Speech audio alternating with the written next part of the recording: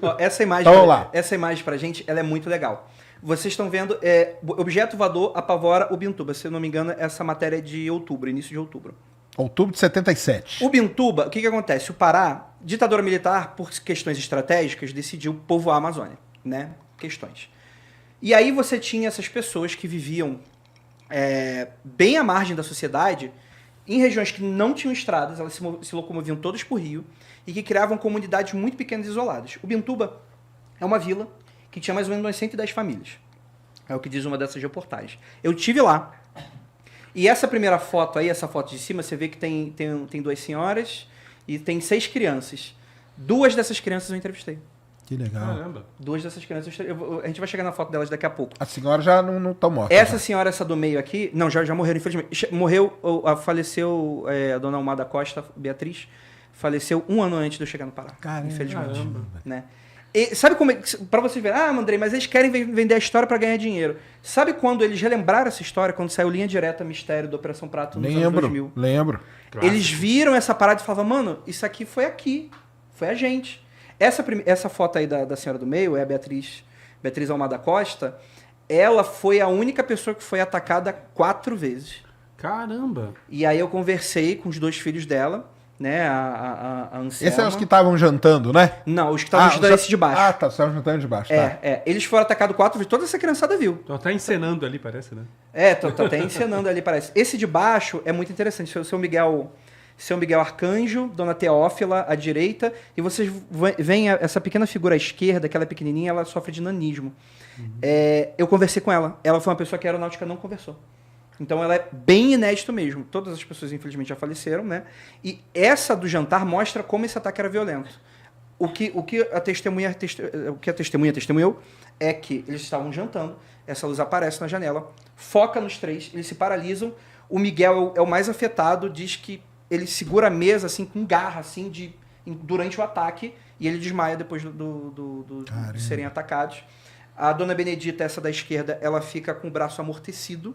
E é muito engraçado que a gente entrevista ela e ela fala, não, porque aí a gente pegou o alho e a gente passou o alhozinho no braço. Tipo, era o que podia ser feito na época, saca? Os São pessoas simples, né? Muito simples, muito simples.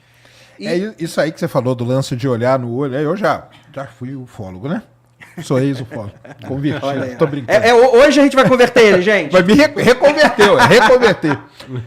Não, e esse lance aí de você, que eu sou totalmente cético e tal, mas quando você conversa com a pessoa e ela tá te falando, cara, você fala, cara, por que essa pessoa vai mentir para mim, cara? Sim. O que ela ganha com isso? Nada. Ela tá lá, cara, tipo, semi-analfabeta ou analfabeta, vivendo num lugar que não tem nada, não tem nem estrada, não tem nada. Por que ela vai fazer isso, né? Se a pessoa quisesse ganhar dinheiro, cara, contava essa história pra qualquer outra pessoa. Então Eu até falo no podcast. Às vezes, por exemplo, a gente quer racionalizar, às vezes, uma mentira, por exemplo. Eu acredito, tem gente que às vezes nem precisa de motivo pra contar uma mentira. Às vezes a pessoa é mitomaníaca. É possível. A questão é, o relato era parecido com todas as pessoas. O relato era sempre o mesmo. Isso é interessante. Mudava, tinha umas pequenas variações, a gente daqui a pouco vai falar dos seres, mas é isso. Tem o delegado também, ali atrás, se eu não me engano, o Benjamin Amaral Amin. E todo mundo ali era amigo da mesma família, assim, porque era a galera que se conhecia ali, casa com primo. Porque, na verdade, isso aí não chegavam nem a ser muito cidades, né? Eram vilarejos, não, assim, né? Não tinha nada, mano. E eram pessoas que, tipo, o teu vizinho morava a 200 metros, era longe, assim. Porque a galera ia pra plantar, pra ter uma terra, um pedaço de terra, né? Nunca teve reforma agrária no Brasil, então a galera fazia de uma maneira do tipo, pô, eu quero no mínimo ter um lugarzinho pra eu plantar minha coisinha, ter agricultura familiar, etc. Não, e aqui no jornal tá engraçado, ó. Dona Maria Luísa, deve ser Luísa, né, cara? Dona Maria Luísa pede e suplica que o governador olhe para o problema e tome providências.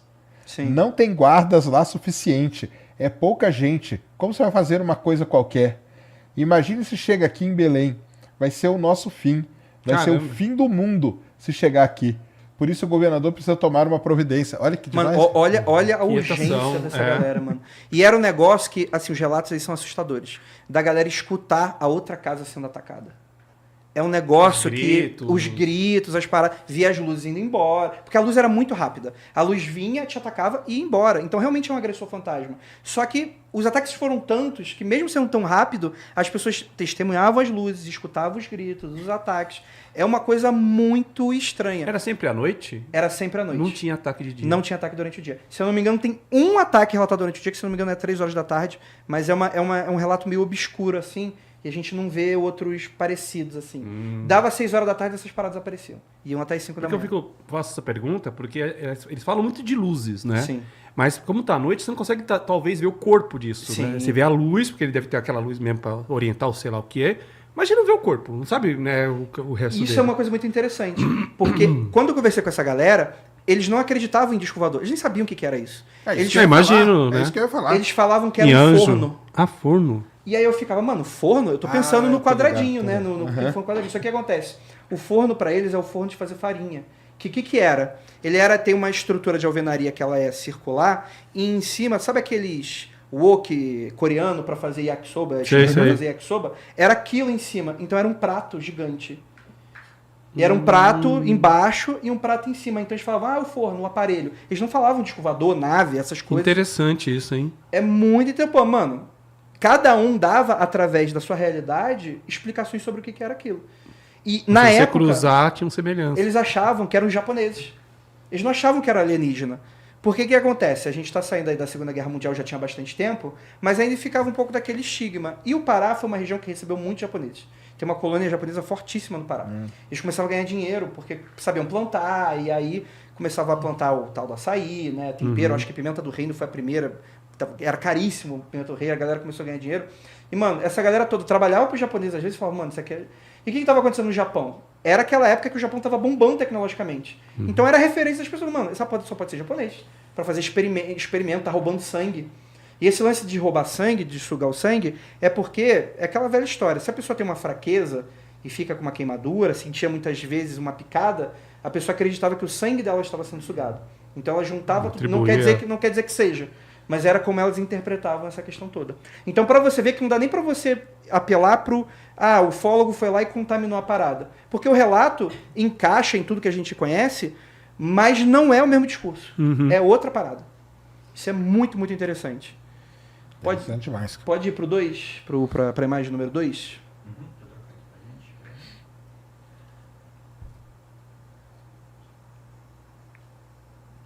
Imprensa 2, né? É imprensa 2. Tem acho que 7 de imprensa.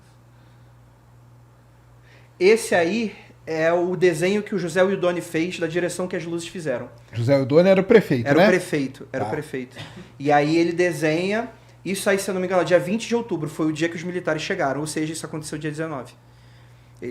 19 é noticiado dia 20 e o José Wildoni fez o desenho da trajetória que as luzes que eles viram fez. Ó, olha embaixo, o Ubintuba pode ser abandonada. Olha o clima que Caramba, cara. Tava Rosita, caótico, né? Rosita foi através do relato dela que ficou conhecido o fenômeno como chupa-chupa. Ah, ela que deu o nome? Não é ela que deu o nome, mas o jornal que retrata ela dá esse nome, porque o segundo jornal fala que na região as pessoas já começaram a chamar de chupa-chupa ou chupa. Entendi. Que dava essa... assim, pode rir, galera. É meio ridículo mesmo de falar de chupa-chupa. Mas assume essa Mas é coisa que a meio gente tem que folclórica, colocar... né? Mas, sim, cara, eu, pra falar a verdade, eu nem acho ridículo não, cara. Porque, pô, essa galera simples pra caramba lá no meio, o negócio vem e te suga, é o quê? Tá te chupando mesmo, né? Sim. É isso mesmo. Uma coisa que eu ia perguntar é o seguinte, esse pessoal, eles não têm o conhecimento de tecnologia, de nada disso, o pessoal lá que eu falo, as testemunhas, né? Mas eles têm um conhecimento de lendas da região. Algum deles chegou a... Porque eu sei que no Maranhão, lá no seu episódio, o pessoal lá fala que era o Cavalacanga, né? Cavalacanga, né? Que era a cabeça de uma pessoa amaldiçoada, uma bola de fogo que te mordia e aí você virava a nova Cavalacanga. E sua cabeça saía durante a noite. Que era uma lenda daquela região. Aqui você chegou a ouvir alguma coisa Das pessoas que eu assim? entrevistei, as pessoas tinham plena noção de que aquilo não é folclórico. A gente falava, não, eu sei o que é. Matinta Pereira, por exemplo. Boitatá, essas coisas. Mano, não é essa parada. Fogo fato. Mano, a gente falava, fogo fato. Foi uma você coisa acha que que foi muito eles são legada, ignorantes? Não, eles sabem o que é fogo fato. Não. Você tá, às vezes tá na mata, tá caçando à noite, você vê o fogo fato passando, matéria orgânica. As pessoas sabem. E é uma coisa breve, né? Uma coisa breve. Até tem a capacidade de perseguir, porque se você sair correndo, cria aquele vácuo, o fogo vai junto, né? Vai junto. Mas não era isso. As pessoas chamavam de aparelho. Para elas era tecnológico. Então tinha um som, de repente. Tinha um som. O som, quando eu conversei com o seu Sebastião, um dos garotos da foto, ele falava. E aí foi legal, porque o garoto. Bem Bacurau. Tinha ali o sobrinho dele, netinho dele, tinha um dronezinho, ele tava brincando com o dronezinho na hora da entrevista. E aí a gente tava conversando e ele falava, lembrava isso aqui. Lembrava um barulho de um drone. Caramba! E aí eu fiquei, mano, essa porra é estrangeira. Que doce. Eu já fiquei assim. Se eu ouço isso, eu já me arrepio inteiro. Eu já fico assim, mano, porque não Por era isso que eu larguei a ufologia. O não pessoal era não sabe, mas eu larguei por isso. E você fica com medo, cara. Mano, Sério? mas se tu cair, tu fica paranoico mesmo. Se tu tem uns buracos aí que tu fica paranoico mesmo. Mas aí isso é interessante, que eles falam que não era um barulho alto. Eles citavam como se fosse... Às vezes não tinha barulho. Algumas pessoas falam, não escutei barulho. Outras pessoas falam, cara, tinha um barulho, mas era um barulho, eles comparam com um motor de geladeira. Aquela coisa meio... Só aquele um zumbidinho, assim. né? Zoado de abelha. Aquela coisa bem... Que doido. É muito, muito, muito doido. Eu trabalhei na revista UFO. Eu Olha. trabalhei com o Jevaé. E aí, você conheceu ele? Conheci ele muito, cara. Falava com ele. Falei com ele até pouco tempo antes dele morrer. Antes de falecer. Entendeu? Poxa. Falava muito com o Jevaé, porque aí começa esse negócio. Como? E aí o que acontece? Vira para raio. Lá em Uberlândia, eu criei um negócio chamado GEAL, Grupo de Estudos Astronômicos e Ufológicos. Olha, Entendeu? caraca! E aí o pessoal começava a me procurar. Cara, você cria isso, Já era. o pessoal começa a procurar. Não, porque eu tenho esse relato aqui, eu tenho isso aqui, eu tenho isso aqui. E chegou no Jevaé que existia esse grupo. Só que esse grupo era só eu. A gente põe o nome de grupo pra dar um negócio, né? Sim. O grupo era eu. Uma pessoa só. Eu era o grupo, entendeu? Aí o Jevaé, caramba, cara, vocês têm o grupo aí? Eu falei, tenho, Jevaé, sou eu sozinho, cara. Pô, então, que maneiro, mas tal. a instituição que ele criou lá, a CPDV, se eu não me engano... Era ele mais um. Mas o que acontece? Eles começaram a cooptar esses pequenos grupos pra, ao invés de todo mundo fazer um trabalho separado, vamos fazer todo mundo junto. É isso que eu ia contar. Aí ele chegou pra mim e falou assim, caramba, cara, nossa, nós temos aqui uma demanda e tal, e não sei o quê, e nós estamos começando a pegar umas coisas do exterior pra começar a traduzir, pra colocar na revista. A ideia dele é porque a UFO não ficar só relato, porque também... Trazer então, caso investigado. Não, e vamos colocar umas matérias e tal, não sei o quê. Aí eu falo pro pessoal que eu trabalhei muito com ele no Men in Black Syndrome, entendeu? Que é a síndrome dos homens de preto. Que depois que acontece, alguém é abduzido e tal, chega os caras de preto. Pra tal, não sei o quê. Então eu trabalhei Tem uma com ele história muito dessa Operação nisso aí. Prata. Tem. Eu não acredito, acho que é meio uma Até fofoca. na Varginha tem, né? Uma história assim. Todo lugar tem. Mas uma explicação que eu acho que pra essa quantidade de e-mail e de contatos, que, para raio, né, que acontece, eu acho que essa galera, por conta do preconceito, elas não têm pra quem falar. Não. Aí quando vem você e começa a falar desses assuntos, ele vai te mandar e-mail. Puta, tem alguém pra falar, alguém pra... A pessoa às vezes tem necessidade. É aquele negócio que até que o Andrei falou, né, cara? Quando você olha pra... Cara, as pessoas me... Eu faço minha apresentação no teatro e toda vez tem relato. Cara, eu acredito, porque a pessoa, aquilo lá que eu falei, cara, não tem por que a pessoa mentir, Sim. cara. Entendeu? Às vezes chega na gente muito emocionado até pra contar. Mas pode se enganar. Sim, Pode se enganar. Isso sim. Mas que ela, a pessoa viu alguma coisa, isso ela com certeza. A pessoa não quer pagar de maluca. Ela não quer propositalmente pagar de doido. Numa sociedade que coloca essas pessoas numa caixinha não muito boa, né? Tem uma história, porque o Mundo Freak a gente já sabe. A gente criou teve um podcast que a gente falou sobre pacto com o demônio e tal. E o meu truque de SEO foi colocar como fazer um pacto, interrogação. Mano, a quantidade de e-mail pedindo pacto. E teve uma história que não era de pacto exatamente, mas foi um cara, me desculpa, porque você me contou essa história há 10 anos atrás, eu nunca mais esqueci, e eu conto essa história em todos os lugares. Assim, porque cara, eu acho incrível. Assim, ele falou que ele dava aula, e naquele período de depois almoçar, ia de uma escola para outra. Né? Aí nesse período que ele estava indo para outra escola, ele é abordado por 2 testemunhas de Jeová. Que ele fala assim, não, eles eram 2 caras meio gringo, brancão, altão, assim e tal. Relatos, gente, pelo amor de Deus, um abraço para todos os testemunhos de Jeová que não tem nada, eu não sei, não vou falar, não sei. Mas aí o que acontece? Ele fala que os testemunhos de Jeová foram conversar com ele e ele não queria meio que ouvir, foi meio grosseiro ali na hora, e o testemunho de Jeová segurou ele pelo braço e falou, você vai nos escutar. E aí ele fala que ele foi... É que ele começou a desmaiar, começou a passar mal, foi pro hospital, acordou no hospital, e a enfermeira falou, você foi inoculado com veneno de cobra. Desde então ele fala, eu pesquiso muito sobre reptilianos. E ele começa a me falar, não, Andrei, porque eles vêm da Terra Oca. Mas, meu Deus! E ele falou, não, mano, é muito complexo, é uma mitologia incrível. Ele fala, porque eles são, na verdade, a evolução dos dinossauros. Porque a gente é dos macacos e os reptilianos é dos dinossauros. Uma parada meio Mario Bros. Lembra do filme do Mario Bros? Uma parada dessa? Sim. E aí ele falou, não, e tá aí, começou a descrever, mano, ele começou a descrever uma parte do negócio que ele tinha, até o mais íntimo dos seres reptilianos ele descreveu pra mim. Caramba. Ele falava que era um negócio grande, escamoso. Meu Deus! Mas desculpa, gente. Mas esse relato ele é incrível, mano. Porque fala, mano, o cara teve alguma experiência. Escamoso. Mano, um abraço pra você. Tipo, eu não desacredito. Eu só não acredito, mas eu não desacredito. Mas é incrível esse relato. Mesmo. É isso mesmo.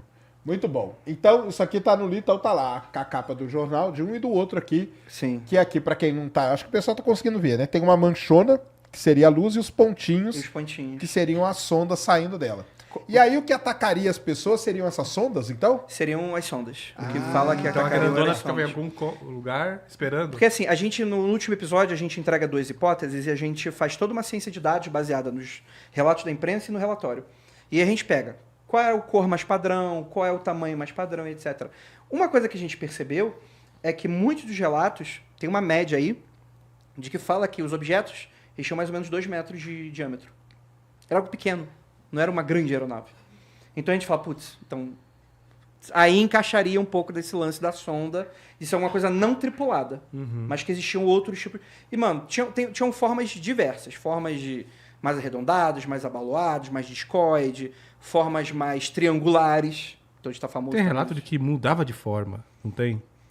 Eu não sei se mudava de forma no ar, mas é algo que hoje, por exemplo, o Rony Vernet, eu tava vendo uma live dele e ele falou, pô, uma certa capacidade de mimetização. Eu não sei, pode ser. Eu explicaria o porquê que os relatos de avistamento foram mudando através dos anos, né? Antes eram dirigíveis, depois foram ficando discoide, hoje em dia é uma coisa meio sem forma. Mas, enfim, na Operação Prato, eu não lembro de terem relatos de que eles mudavam de forma.